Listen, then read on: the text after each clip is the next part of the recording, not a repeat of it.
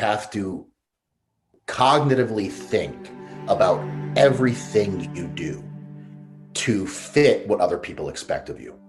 I would wake up every morning and literally have to be cognizant of every move that I made, everything that I said, just to try to fit this narrative that I thought in the box that I thought I had to fit into. And it was exhausting. God, it was so tiring. And I've never felt more like myself when I came out. And me coming out, I became such a better competitor from that moment on, because all of that energy that I was putting into being somebody that I wasn't was now able to be used in training when I'm competing. And I didn't have to use any of that energy, any of that mentality. I didn't have any negativity in my life to hold me down and push me back from what I was truly capable of.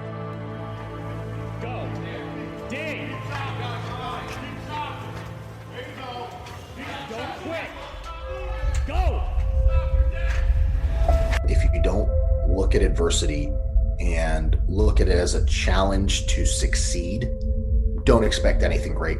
If you're not willing to accept that for what it is, put your head down and rework what you thought was going to get you to your end goal, then there's no reason to ever be successful. There's nothing exciting at that point. I think a lot of why people don't achieve certain things is because, to a certain extent, life becomes monotonous and everything is just a daily routine and there's nothing exciting. And to me, I look at adversity as something exciting in life. While it may suck, while it may not be fun at the moment, it's what we can look back on and realize that is what pushed me to do this. That is what got me to this level in my life. That is why I'm now happy. I think everybody who's ever achieved some level of success in life has gone through adversity and not looked at it as a detriment, but looked at it as a challenge to succeed. The only way we evolve, the only way we grow, the only way we get better is being in positions that we're not used to, things that make us uncomfortable. And that's what pushes us to be better in whatever we're doing, whether that's business, whether that's lifting, whether that's our relationships, whether that's life. The more you put yourself in an unfamiliar position, the more you're able to adapt and understand and acclimate, especially when it comes to adversity. We learn so much from overcoming things that we never thought were possible. I never thought I'd be a world's strongest man competitor. I never thought I'd have records in this sport. But from years and years and years of people telling me that, I was never going to be good enough, that I was never going to be big enough, that I was never going to be strong enough, that was all the adversity that I needed to really prove them wrong and do what I'm doing now. My first goal ever in strongman was to not take last. And then I did that. On the 9th competition I didn't take last. From there, it was don't zero an event, because up until then I had zeroed an event at every single contest, and that happened on the 14th competition. Once I hit that goal, then it was okay, let's try to get on the podium, let's get a trophy this time. And on the 17th competition I won, and from last place to not zeroing to finally winning a competition.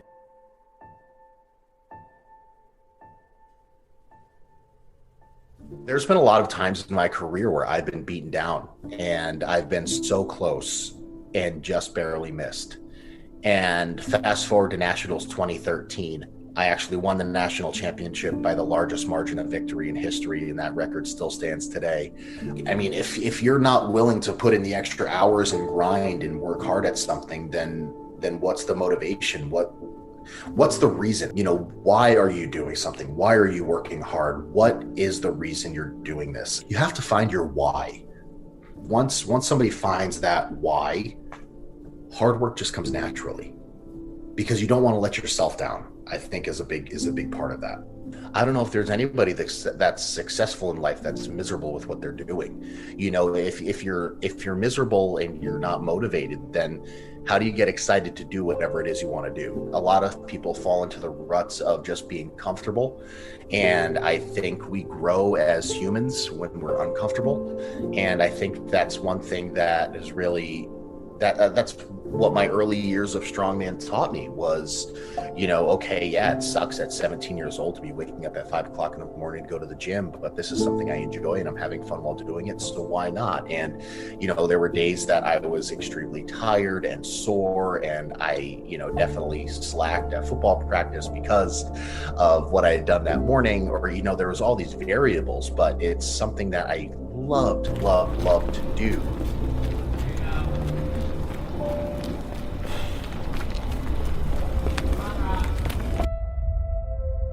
When I was going through high school, I had a family member pass away from Lou Gehrig's disease. In that moment, I was, you know, impressionable, and a lot of things were going on in life. So I found this quote that was by J.B. Go that said, "Reputation is for time, character is for eternity."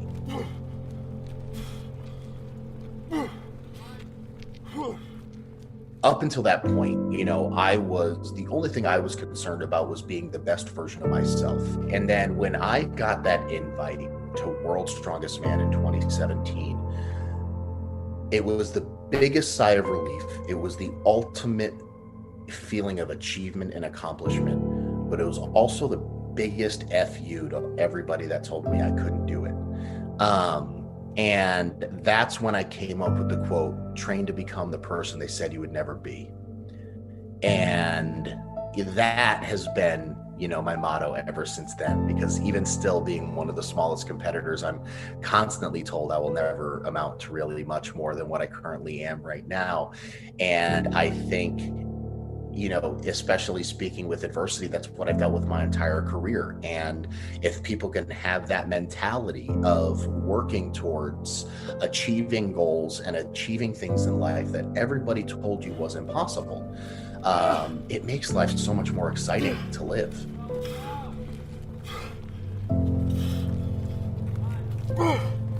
At the end of the day, you know, you have to be your biggest fan. You have to be your biggest supporter, and you have to believe in yourself more than anybody else. You have to have that same mentality, because nobody's going to take care of you better than you. Coming out is both the most exciting and terrifying part of a person's life. And it takes an unbelievable amount of strength to proclaim your true self to the world. I was at a point in my life where when I came out, I had kind of this FU mentality where if you didn't like it, I didn't need you. And I was completely ready to accept any of the repercussions that came from me coming out and proclaiming who I truly am.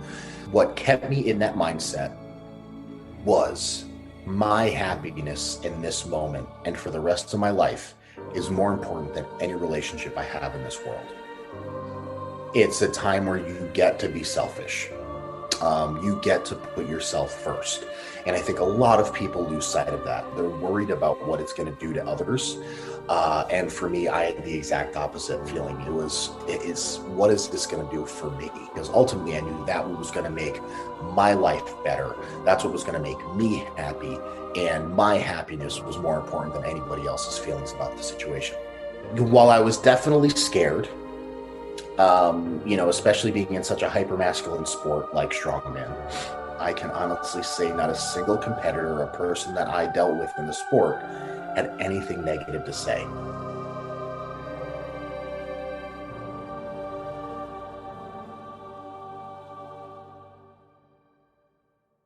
I constantly put myself in situations of adversity when getting into the sport of strongman.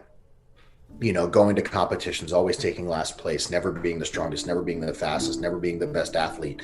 I was constantly putting myself in those situations. And I think the only reason I'm at this level of the sport right now, when you yourself choose to go and face adversity to achieve something, I think the best way to be successful is knowing that you can and will be successful on the other end, regardless of the outcome of that adverse moment. Failure has been constant in my career, and I think that's why I am who I am today. Constantly dealing with how to accept failure, constantly dealing with how to make sure it didn't happen the same way was really the story of my life for a long time, and it still is. You have to have this intrinsic motivation within yourself to be able to look at each failure as a growing moment, to be able to look back and analyze what happened in those moments where you did fail, and then grow from them to move forward to make sure it doesn't happen again. Failure ultimately sets you up for success, because if you can look at the things that you've done that were not successful, that may be seen as failures, and you can sometimes find patterns of what you were doing to make sure that whatever you're doing moving forward, it doesn't happen repetitively, it doesn't happen time and time again, that you become a success. If you find one thing is going wrong, you fix that, and then the next instance something else goes wrong. Well, to me, that's still a success. It's not a failure. You may not have achieved your goal, but you achieved something. And I think it's having those little glimmers of hope and those little moments of positivity are so powerful in so many moments. And I think a lot of people tend to overlook those. They're always focused on the bigger picture, and we're focused on what is going to immediately make them happy, what is immediately going to change their direction or keep them on course. People tend to get derailed pretty quickly by that. And I think failure is one of those things that people get discouraged by and, really beat themselves up about. But to me, it's always a learning experience of how to get better, how to proceed, and how to not make that mistake again. Things are going to happen. We're going to make mistakes. We're human. But learning from those mistakes, learning from those failures, and making sure they don't happen that way again, to me, is still a success, because you fixed something that was inherently wrong. You fixed something that went wrong before, and if it doesn't happen again, you've passed that hurdle. You've gone over that to move on to the next thing. Okay, when something goes wrong, it's like, okay, that sucks. I get it. Can't change the outcome, but what I can change is what I do in the future. So let's focus on that. Let's not focus on the failure. Let's focus on what we can do to prevent the same thing from happening. And to me, that shows growth.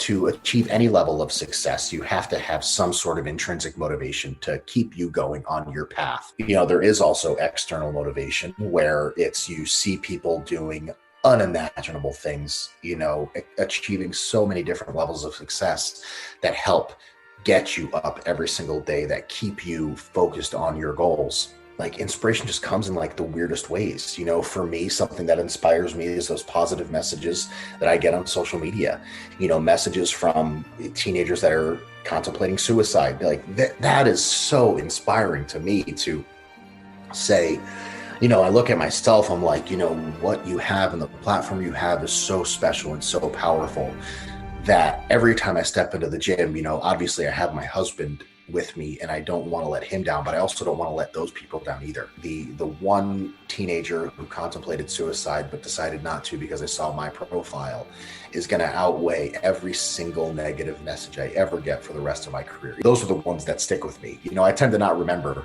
the negative ones. I tend to just focus on the positive and the good than the little negative nobodies.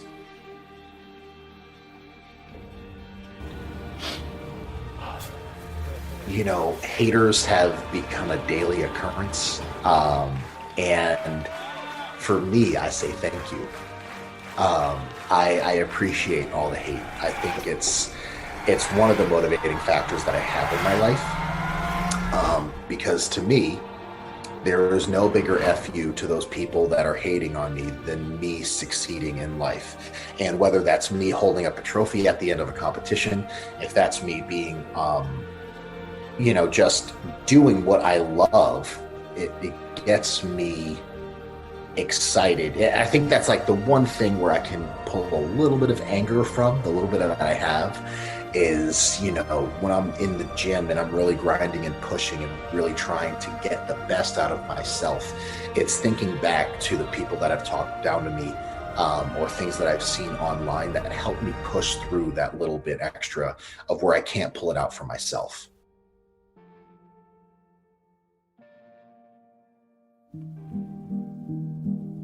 The biggest underlying thing of what we're talking about comes down to personal happiness. If you are happy with yourself, if you're happy with what you're doing, everything else just kind of falls into place.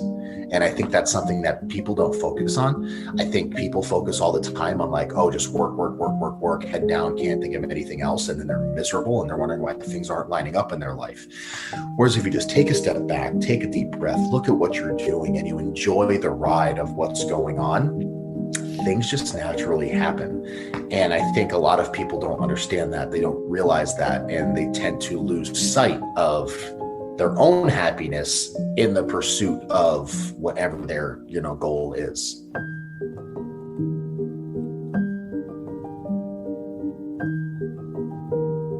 Thank you for watching, guys. If you enjoyed the video, please go follow Rob on Instagram. And also, if you want to see the full interview, that is linked down below over at the interview channel. If you want to support projects like this in the future, there is a link for our merchandise. And also, please consider becoming a YouTube member. And if you want to see what we get up to in our day-to-day lives and the behind the scenes of our projects, go follow our vlog channel. Link down below.